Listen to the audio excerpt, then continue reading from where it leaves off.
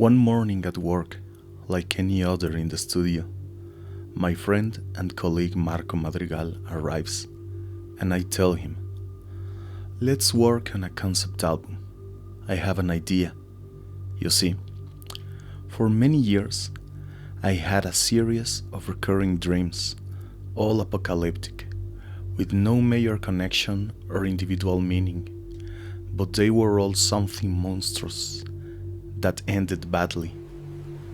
On one occasion, I am by the sea, while it overflows and I run desperately towards a high area. On another, I walk through the streets and enormous bolts of fire begin to rain down.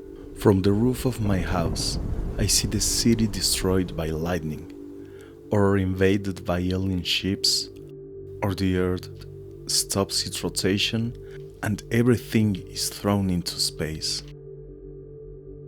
But one day, those dreams stopped.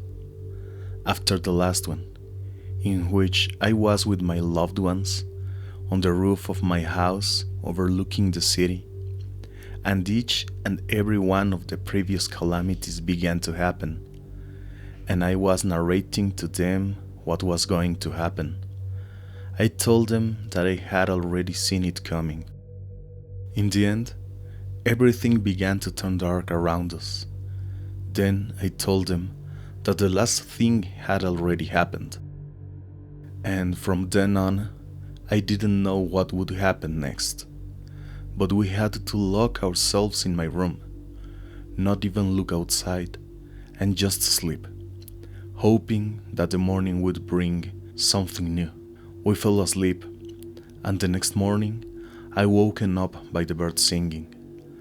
We all went out together, and the city and all the darkness and destruction were gone.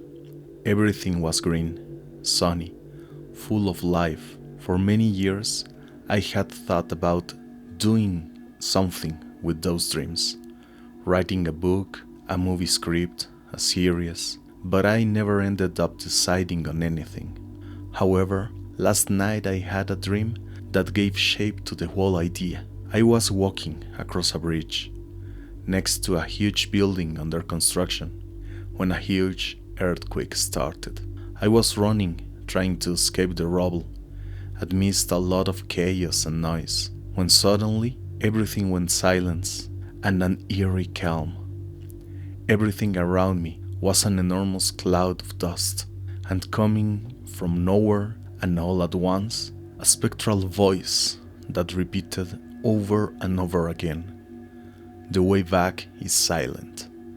The way back is lonely. The way back is painful. The way back is sad." I stop my walk, and something calls me to walk back inside that immense curtain of dust and smoke.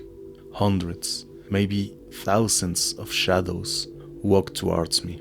They reach me. They pass by my sides, completely ignoring my presence.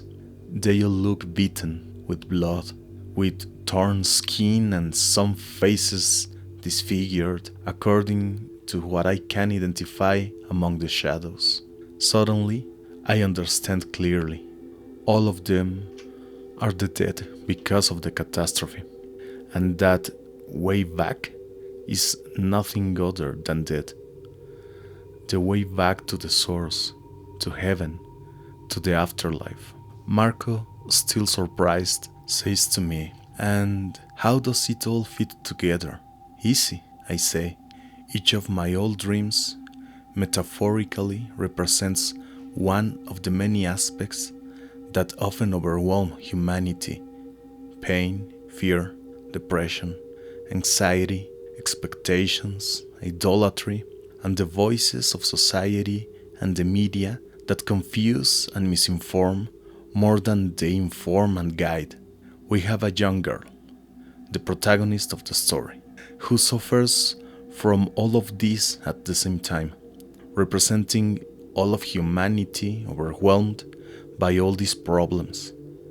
The poor girl sinks deeper and deeper into her sorrow and is ready to end it all, even ending her own life, But suddenly, on the day of a major earthquake, the entire situation and the chaos around her make her come to her senses and reevaluate her life, coming to the conclusion that there is still much to go on and countless paths to follow.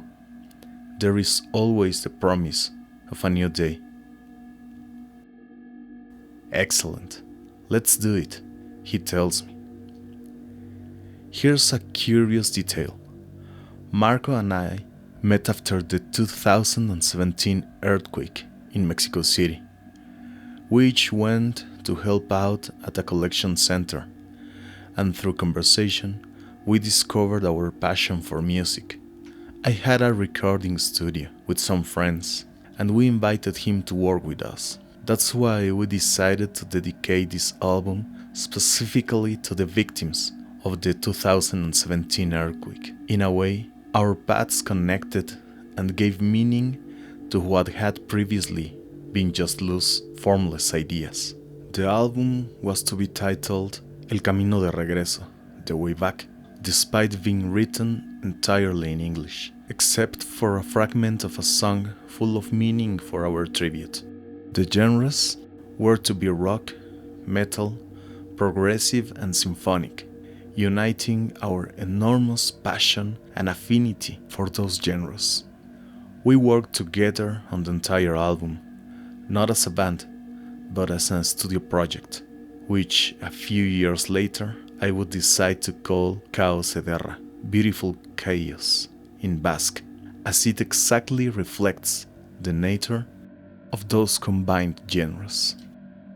Now you know the story behind El Camino de Regreso and the project itself, and full of excitement and satisfaction, in the next episodes of whatever this is, I will be presenting the entire album track by track as a narration, so that together, in the end, we will have the complete image. And if the gods grant me that grace, let us spread the message to every corner where there is someone who still has hope in humanity.